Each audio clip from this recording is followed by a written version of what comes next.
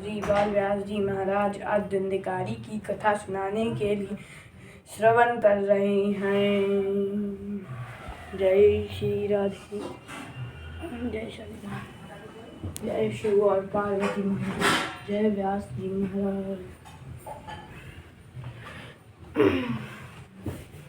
जय श्री राधे, जय श्री राधे। अरे भैया लड्डू गोपाल जी के लिए हमारे व्यवस्था अच्छे से करिए, स्टेज अच्छे से बनाइए। हमारे लड्डू गोपाल जी को पसंद नहीं आया तो मत करिए वो काम, पसंद ना आए। फिर लड्डू दादा को यहाँ रखें, शालीग्राम जी को यहाँ रखें। इधर देखिए, उदास मत होइए, ये कपड़े अच्छे से पहने। जय श्री राधे, बोला जाए जय श्री राधे, जय श्री राधे। जय वृंदावन बिहारी लाल की जय।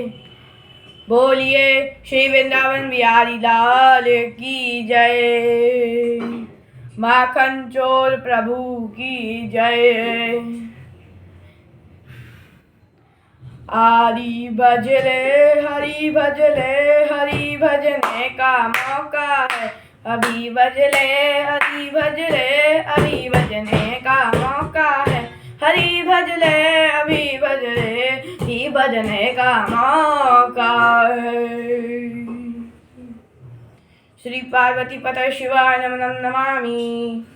जय शिव, हर हर महादेव। हमारे पीछे श्री पार्वती मैया, शिव जी और शिव परिवार की प्रतिमा पीछे लगी है, आप लोग ज़रूर देखिएगा। बगल में हमारे श्री राम जी की फोटो भी लगी है। तो आज हम लोग धुंधकारी की कथा कहेंगे। एक समय की बात थी, एक ब्राह्मण रहते थे। उनके घर में कोई संतान नहीं हुई थी, इसीलिए उनके घर में कोई संतान नहीं हुई थी, इसीलिए दूसरे लोग उन्हें कहते थे, तुम आप पवित्र हो। तुम क्या हो? आप पवित्र।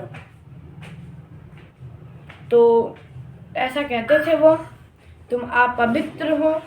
इसीलिए वह इतना अपने रोने लगे थे। वो आत्महत्या करने जा रहे थे, फांसी लगाने जा रहे थे एक जंगल में। उसी के सामने एक कुटिया थी जहाँ पे सारे साधुओं का स्थान था।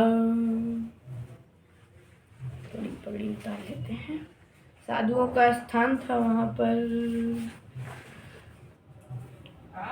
पे साधुओं का स्थान था। एक महात्मा जी आए और बोले कि महात्मा जी बोले कि तुम ये क्या कर रहे हो? उन्होंने बोला कि मेरे पास कोई संतान नहीं है, पुत्र नहीं है, इसलिए मैं आत्महत्या कर रहा हूँ। तो उन्होंने बोला, ए मूर्ख, तू एक पुत्र के लिए आत्महत्या कर रहा है। लेकिन वह अपनी जिद पे अड़े रहे। तो उन्होंने, महात्मा जी ने एक सेब का फल दिया और बोला, ये ले, अपनी पत्नी को ये सेब खाने के लिए दे दे, तुझे पुत्र की प्राप्ति होगी। वो गया, अपनी पत्नी को दे दिया। पत्नी सोची, कौन इतने दिन इसको खाकर 9 महीने झेले अपने पेट में। वह उस सेब को गाय को खिला दी। धीरे धीरे समय बीतता रहा। 4 महीने बाद गाय को एक बच्चा हुआ। वह पूरा दिखता था इंसान के रूप में, कान थे उसके गाय की तरह, इसीलिए उन्होंने उसका नाम रखा गोकुल। लेकिन जो एक ये बगल में पड़ोसी किसी रहती थी, उनको भी बच्चा होने वाला था और उनके पास धन सम्पत्ति बहुत थी। तो उनकी जो पत्नी ने सोचा था, जो 9 महीने कौन ले, उन्होंने धन सम्पत्ति लेकर उस बच्चे को प्राप्ति कर ली और बताया कि ये मेरा बच्चा है। और उसका नाम रखा धुंधकारी। फिर क्या, धुंधकारी इतना पापी इंसान था कि वह बाल हत्या करता था। बाल हत्या बहुत बड़ा पाप है। आपने बाल हत्या की कहानी कंस में भी सुनी है, इसमें भी सुन लीजिए। बाल हत्या कंस ने भी की, उसका उद्धार हुआ, और धुंधकारी ने किया, उसका भी उद्धार हुआ। लेकिन इसका उद्धार भागवत से हुआ, उसका उद्धार श्री लड्डू गोपाल जी से हुआ। दोनों में फर्क है। अब इसी को आपको श्रवण करना। फिर क्या, वो लेके जाता गांव में छोटे छोटे बच्चों, नहर के पास ले जाता, ढकेल लेता, मर जाते। छोटे छोटे से तैर पाते नहीं थे, ढकेल लेता, मर जाते। सब माताएं रोने लगती थीं। वह उनकी स्वयं की पिता इतने अपने पिता चले गए कैलाश में। गौकुंड जी भी तपस्या करने, पूजा पाठ करने चले गए। माँ थी, माँ को उसने पूरा खा चुके थे। वो रोज पैसा मांगता था मांस मदिरा खाने के लिए।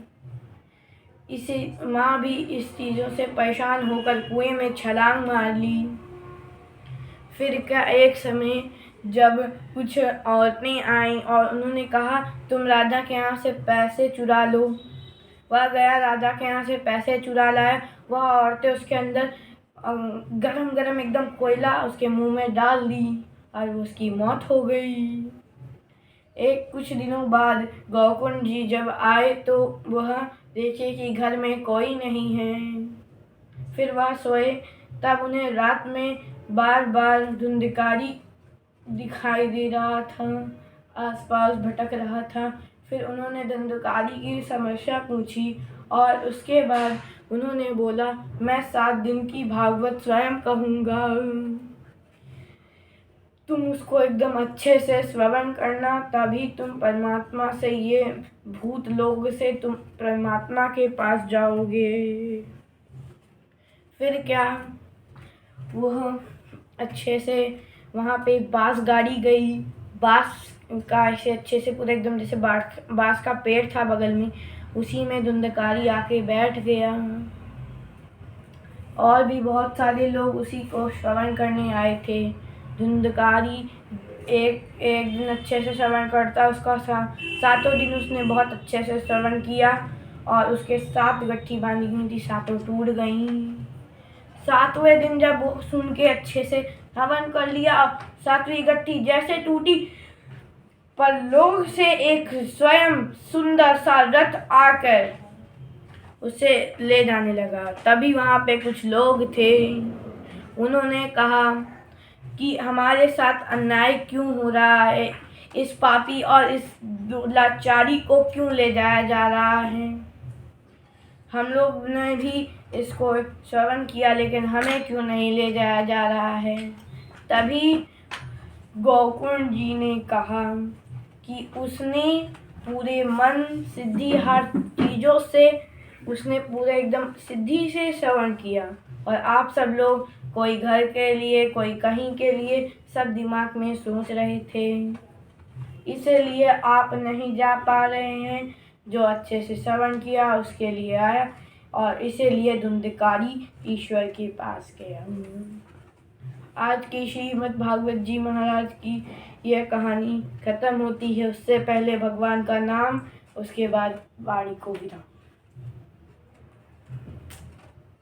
गोविंद बोलो, हरि गोपाल बोलो, राधा रमण हरि गोविंद बोलो। गोविंद बोलो, हरि गोपाल बोलो, राधा रमण हरि गोविंद बोलो। गोविंद बोलो, हरि गोपाल बोलो। वाणी को विराम। हम व्यास मन से अब उतरने की प्रार्थना करते हैं। अब हम